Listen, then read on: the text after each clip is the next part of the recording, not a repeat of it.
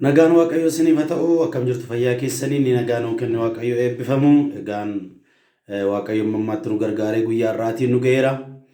Arras dhuga ba'umsa warra waaqayyo yeroo tamsaasa kallattii an tajaajilu dinqii hojjeteef isaantu sagalee naa ergee jira. Dhuga ba'umsa kana dhugaa ba'anii jiru waan waaqayyo godheefiidha.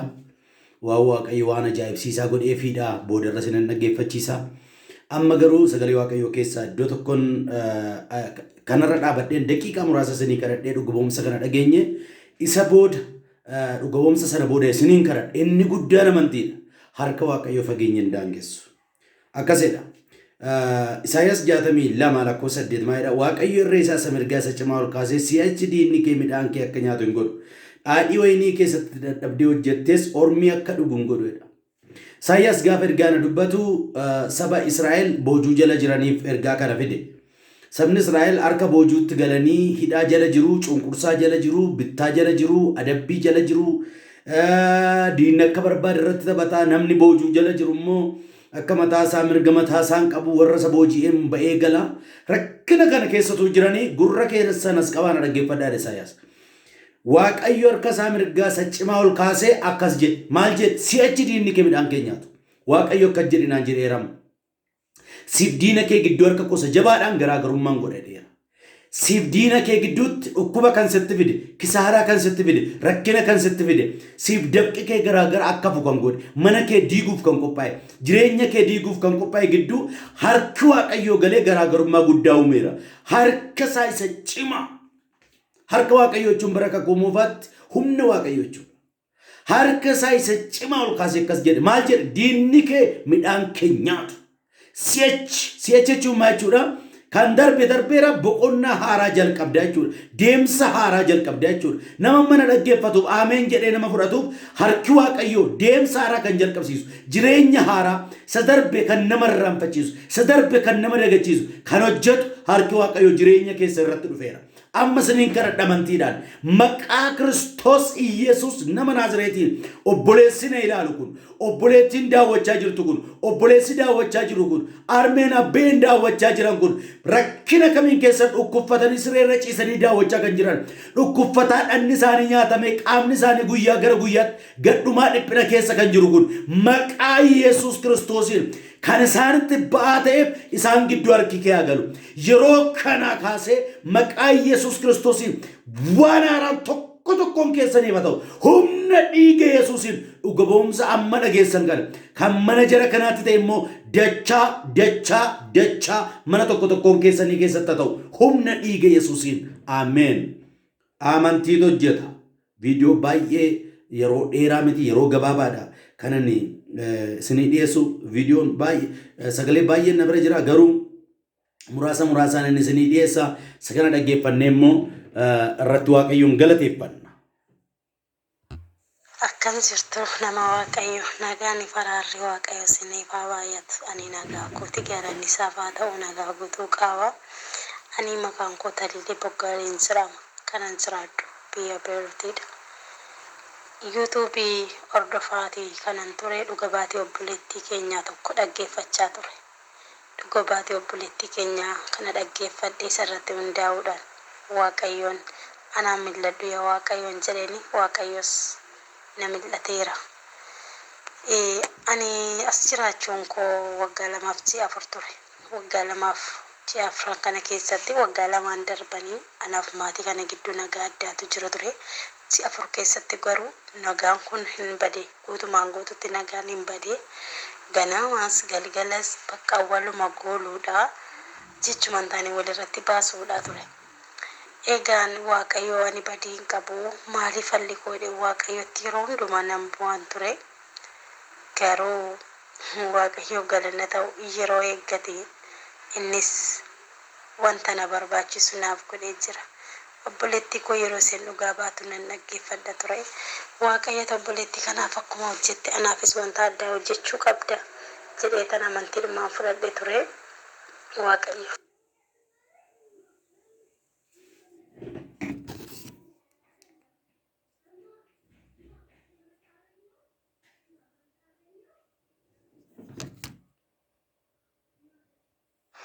waggaa lamaa fi ji'a afuriidha kananii biyya Beerut kana keessa hojjedhe.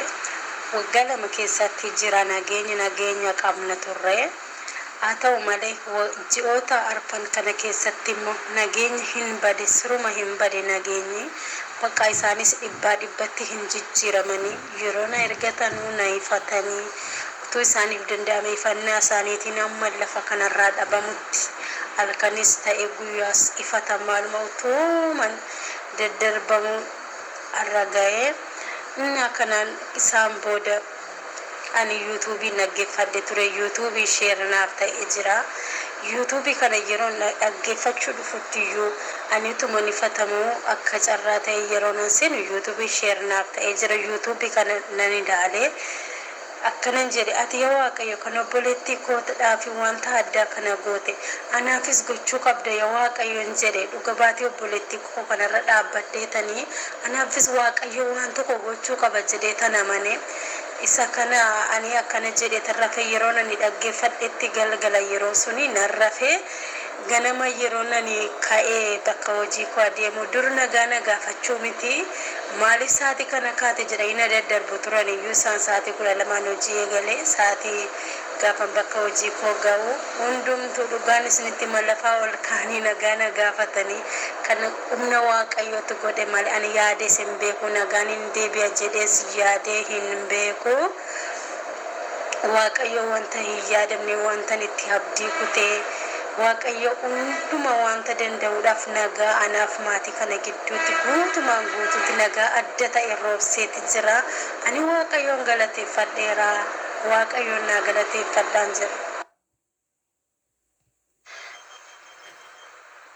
Paastara akkam ooltan nagaa ooltanii nageenyi Rabbi isiniif haa baatu. Eebbifamaa guddaa tokko isin kabajaa isin jaaladha. Baay'ee isin kabajaa gaalli keessanaa eebbifamu. Eebbifamaa guddaa tokko alaamanni keessanaa eebbifamu isiniin jedha. Baay'ee isin galateeffadha. Baay'ee isin jaaladha. Bakka isin jaaladhes Waaqayyo isin haa jaalatu isiniin jedha. Baay'ee isin jaaladha. Rabbiin isin haa jaalatu. Duraan dursee an baay'ee dhugaa bayii dhufeera. Dhugaan bayiin kiyya baay'ee na dhukkubee dura. Baay'ee na cinqaa. Na dhukkubaa baay'ee dhukkubbii keessa tureera. Bakka garaa keessa na nyaata. Mataa kanas na gubaa. Bakka jismii an qabu hunda na dhukkubaa. Assaaba na buusaa.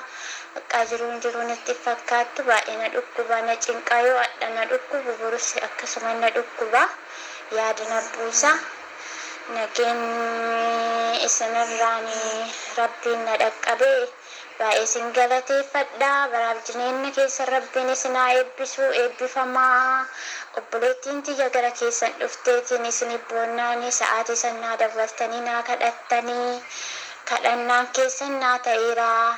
Shaaworii bishaan shaaworii irratti shaaworii dhiqadhettanii bishaan irra naa kadhattanii bishaan san dhiqadhe sa'aatii masanitti qabbanni wayiitti na rabbee kaqara jismiin kiyya na gubatu qabbanni su hagana rabbee baay'ee gammadee sammuun kiyya firii na ta'ee hin kolfisi baay'ee na tolee isinitti haa tolu ammas borusi isiniin jedha. Ani amantaan kiyya musliimaadha. Eebbifamaa guddaa maqaan kiyya Seenuur jedhama. Eebbifamaa baay'ee isin jaaladha. Baay'ee isin galateeffadha. Baay'ee isin jaaladha. Waaqayyoon illee eebbifadheera. Eebbifamaa isiniin jedha. Gooftaan ulfaatu galanni isaaf haa ta'u. Egaan obboleettiin keenya musliimaa obboleettiin seenaa bilbiltee seenes biyyuma rabaa irratti obboleettiin see maal obboleettiin koo du'aaf jireenya gidduu jirti waan an godhu nabe akkaman godha jettee natti mariisistee nan bilbilii jedheen natti meennan natti himtee nan bilbilee nan kadhadhee fi Waaqayyo gooftaan dhukkuba du'aaf jireenya gidduu see galchee rakkina hamaa keessa buute Waaqa fayyiseera. Galanni isaaf haa ta'u. Obboleettii keenya kanas ji'a 4 guutuu maatii biraa hojjettu biyyuma rabaa keessatti maatii biraa hojjettu wajjin baay'ee wal dhabanii rakkina guddaa keessa galuu isheen dubbisanii seedhaan ooduu dhiphina guddaa keessa galtee dhuga ba'umsa keessan yuutuubii ilaalee isa booda Waaqayyo anaaf isaan gidduutti nagaa buuse galgala laaltee ganama gaafa lafa hojiidhaatti hunduu lafa kaanii dubbisan. Waaqayyo arraba hamaan jijjiira. Waaqayyo sammuu hamaan jijjiira. Kadhata kana na wajjin kadhata gabaabaa. Kadhata gabaabaan immoo amantiidhaan amin jedha fudhadhaa. Maqaa gooftaa Yesuus Kiristoos nama Naazreetiin dhuga ba'umsa obboloota kanaa kan ta'e obboloota kanaaf kan ta'e caalaa maqaa Yesuusiin nama na hordofaa jiru kanaaf haa ta'u. Maqaa Kiristoos Yesuusiin kan isin jalaa qabame gada dhiifamu. Nagaan keessan gada dhiifamu. Eebbi keessan gada dhiifamu. Dhukkuba kamillee cabseera. Dhukkuba coggaarrarra jiru, kaleerra jiru, dhukkuba dhiigarra jiru. Maqaa gooftaa Yesuus Kiristoos nama Naazreetiin dhukkuba lafeerra jiru, dhukkuba foonirra jiru. Maqaa Yesuusiin kaaseera. Maqaa Yesuusiin kaaseera. Maqaa Yesuusiin kaaseera. Nagaan keessan iddootti haa deebi'u. Nagaan gaa'ela keessan iddootti haa deebi'u. Eebbi keessan iddootti haa deebi'u. Balballi cufame haa banamu. Ifti guddaan mana keessa irratti ta'u. Ulfinni guddaan ijoollee keessa irratti ta'u. Guyyaa har'aatii kaasee hin taa'ettanii waan hin yaadne akka ta'uuf abboomeera. Akka ta'uuf abboomeera. Akka ta'uuf abboomeera. Akka ta'uuf abboomeera. Humna dhiiga Yesuus Kiristoos nama Naazreetiin hiikamtaniittu